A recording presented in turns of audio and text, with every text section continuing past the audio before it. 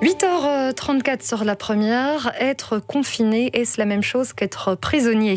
L'annonce du déménagement à venir de 3 prisons bruxelloises nous a donné l'envie de nous interroger sur la situation et l'accompagnement des détenus en Belgique, mais aussi sur ce sentiment d'enfermement que nous avons quelque part tous expérimenté ces derniers mois. La fin du procès de Donald Trump aussi, et cette autre question en débat ce matin, les croyances personnelles, qu'elles soient religieuses, spirituelles ou liées, pourquoi pas, à la propagation de fake news, c'est dans l'air du temps, peuvent-elles influer sur la gestion des affaires publiques ? Voilà donc les 2 sujets en discussion dans votre parti pris ce mardi. Avec nous pour discuter de tout ceci, Sylvie Losberg. Bonjour Sylvie. Oui, bonjour. Vous êtes historienne, psychanalyste et directrice du service études et stratégies du CAL, le Centre d'action laïque. Avec nous aussi, il y a Guy Archer. Bonjour Guy. Bonjour. Vous êtes philosophe, professeur émérite à l'ULB. Merci infiniment à tous les deux d'être avec nous ce matin. On va donc commencer par ce déménagement annoncé des prisons de Saint-Gilles-Forêt et Berkendal, qui débutera d'ici 2 petites années. 3 prisons bientôt vidées, réaffectées notamment en logement. Les détenus seront déplacés dans le tout nouveau village pénitentiaire de Haren. L'idée serait de commencer par le déménagement de la prison de Forêt, celle qui est dans le pire état aujourd'hui. Olivia Nederland, professeure de droit pénal à l'ULB, membre de l'Observatoire international des prisons et présidente de la commission de surveillance de la prison de Forêt-Berkendal, était l'invitée de Martin Biltereis dans Soir Première hier. Pour elle, ce déménagement, c'est une bonne chose, mais attention. Alors c'est vrai que l'architecture de ces anciennes prisons n'est vraiment plus adaptée. Je prends un exemple, il y a par exemple très peu de salles qui sont disponibles pour des cours ou pour des activités qui préparent à la réinsertion. Donc les nouveaux établissements font cette promesse d'avoir plus de locaux disponibles pour des activités liées à la réinsertion.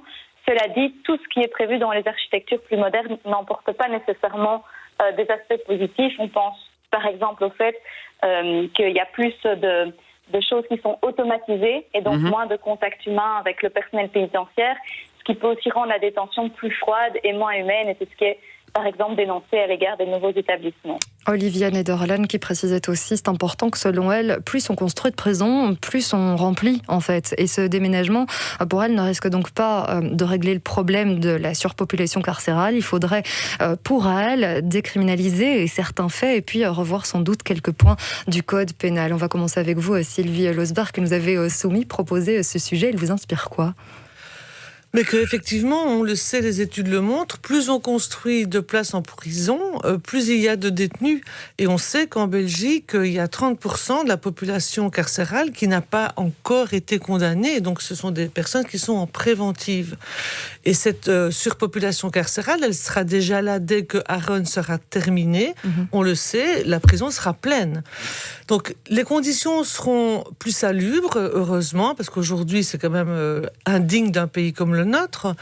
Mais ce que disait Olivia Nederland est très juste, c'est qu'au fond, à quoi ça sert la prison ? Ça à sanctionner, à protéger la société de personnes qui peuvent encore commettre des délits, mais c'est surtout de les former pour retourner dans la société sans constituer un danger. Et sur ce point-là, vous trouvez que la Belgique n'y est pas ou pas encore, pas tout à fait. La réinsertion aujourd'hui, c'est vraiment peanuts dans nos prisons. Et c'est vraiment dommage, parce que c'est ça qui permet finalement aux personnes de revenir et de travailler avec les autres dans une société qui est apaisée.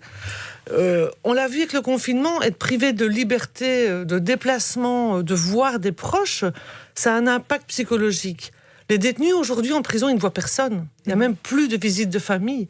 Et donc il faut repenser la façon dont on sanctionne les personnes qui ont commis des délits, mais surtout comment on fait pour qu'elles puissent revenir dans la société, dans leur famille, dans une vie professionnelle et, si vous voulez, empêcher la récidive. Aujourd'hui, il y a 55% de personnes qui récidivent quand ils sortent de prison. Ça veut dire que c'est un échec sur toute la ligne. On vous entend bien, Sylvie Losberg. Quel est votre avis à vous, Guy Archer ? C'est vrai que c'est pas très évident, peut-être, de faire ce parallèle. L'enfermement, diriez-vous que quelque part, nous l'avons tous expérimenté avec cette crise sanitaire, mais sans commune mesure, évidemment, avec ce que vivent les détenus en prison, Guy ? Oui, je pense qu'il ne faut pas faire de comparaison qui ne puisse pas tenir. On cite souvent aujourd'hui la phrase de Camus consistant à dire que mal nommer les choses, c'est ajouter au malheur du monde. Et donc, effectivement, quand nous sommes confinés, quand il y a des couvre-feux, effectivement, on peut avoir un sentiment d'enfermement, qui est imposé par l'État, mais on sait très bien qu'aucun d'entre nous n'est considéré comme coupable et que si nous sommes enfermés, ce n'est pas parce que nous sommes stigmatisés par la société, c'est parce que ce sont des mesures qui sont prises à tort ou à raison dans la lutte contre le coronavirus.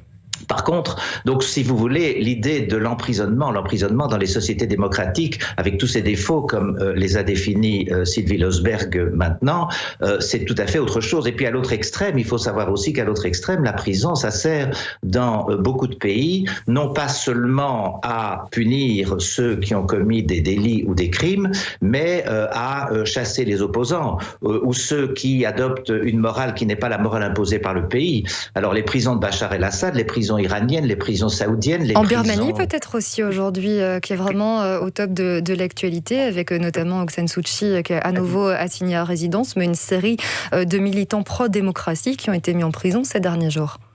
Bien entendu, vous avez tout à fait raison, en Birmanie, où effectivement, ils ont d'une certaine façon imité Trump et ils ont réussi parce que les militaires ont contesté le résultat des élections qui avait donné la majorité au parti d'Aung San Suu Kyi, qui par ailleurs a eu beaucoup de légitimité parce qu'elle a cautionné les massacres terribles des Rohingyas.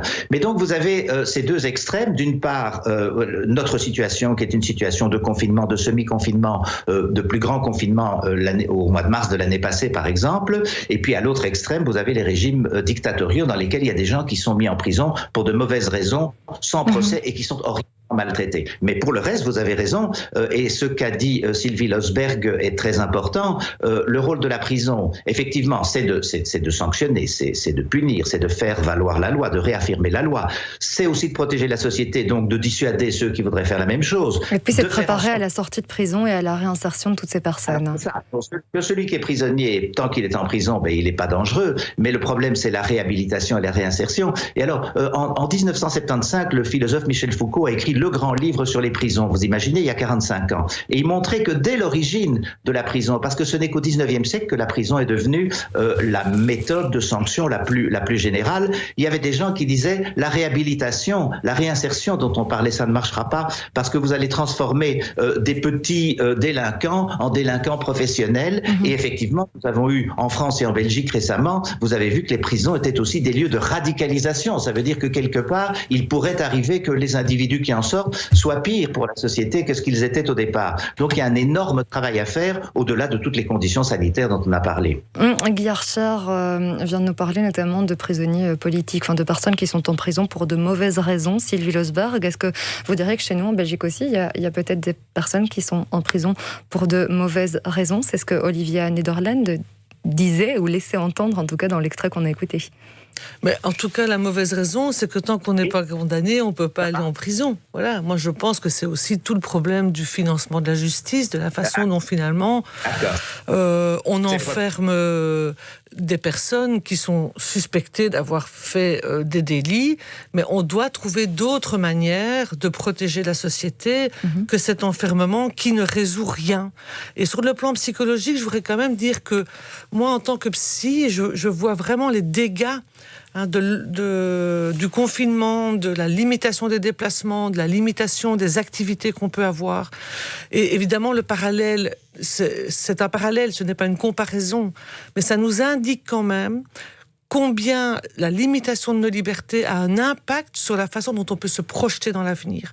Et c'est ça que je veux dire quand je dis que nous qui sommes encore dans la vie réelle, je veux dire, même si elle est limitée, on doit avoir une réflexion pour ceux qui sont enfermés et que nous cautionnons parce qu'on ne veut pas les voir, on ne veut pas savoir. Et je crois que c'est le problème de toute la société et je trouve que c'est un sujet d'actualité. C'est aujourd'hui qu'on crée ce village, entre guillemets, de Aron et c'est aujourd'hui qu'il faut repenser la prison.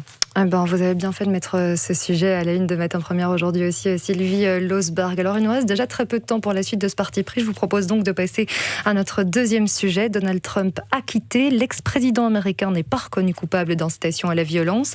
Il était suspecté d'avoir poussé ses supporters à envahir le Capitole le 6 janvier dernier. Le Sénat n'a pas atteint la majorité des 2/3 pour le condamner. Seuls 7 sénateurs républicains ont voté contre lui. Parmi ses fidèles, Mitch McConnell, pourtant convaincu du rôle joué par Donald Trump dans l'assaut du Capitole. There's no question, none, that President Trump is practically and morally responsible for provoking the events of the day. Il n'y a aucun doute, dit-il, le président Trump est, dans les faits et moralement responsable d'avoir provoqué les événements de cette journée du 6 janvier. Mais McConnell a tout de même sauvé l'ancien président, car pour lui, le Sénat n'est pas compétent vu que Donald Trump n'est plus au pouvoir. Voilà pour les faits. Sylvie Losberg, pour vous aux États-Unis, il y a confusion donc entre faits, justement, et croyances. Les croyances individuelles prennent trop de place dans le débat public ? Ce qui m'a frappé, c'est que alors que on reconnaissait la victoire de Joe Biden, tout le monde s'est levé dans l'Assemblée représentative américaine pour prier. Et je me suis dit, c'est quand même curieux que au moment où on reconnaît des faits, c'est-à-dire les résultats des élections, ce que Trump a dénié, et c'est comme ça qu'il a finalement nourri la colère de ses insurgés au Capitole, eh bien, on montre aux États-Unis que la croyance, qui est légitime, a le même statut que les faits, que l'analyse, que la recherche scientifique, que la raison. Et je pense que c'est un vrai problème, parce que si on met la croyance au même niveau que les faits, eh bien, on a des fake news qui prennent le pas sur la réalité.